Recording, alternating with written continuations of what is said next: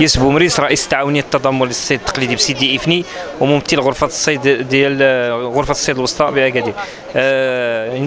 جينا لواحد الحفل ديال التوسيع ديال المحركات اللي غتعزز قطاع ديال الصيد التقليدي بسيدي إفني اللي البالغ العدد ديالها 118 المحرك. وهذا هاد 118 محرك اللي هي كانت في الاول من جميع المحركات اللي كانت تعطات الغرفه داز في واحد البرنامج اللي هو برنامج ديال واحد اللجنه اللي هذه اللجنه هذه اللي لعبت واحد الدور كبير لانه درت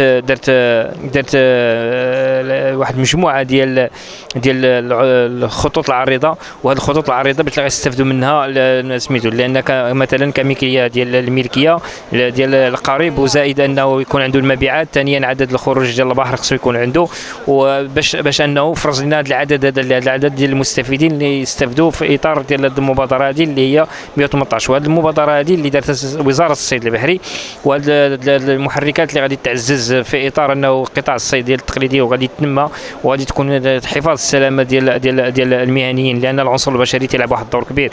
ملي تنقولوا السلامه يعني المحرك ملي تيخرج للصيد للرحله البحار ملي تيخرج للرحله ديال الصيد تيخرج في امان لانه عنده محرك جديد غادي يخرج به الرحله ديال الصيد يعني تيحس بالامان يعني الحياه ديالو تضمن الحياه والله ضامن هو الله ولكن انه الحياه ديالو تضمنها. لذلك هذه المحركات تلعبوا واحد الدور كبير ان شاء الله وغادي تكون عندهم مردوديه على القطاع.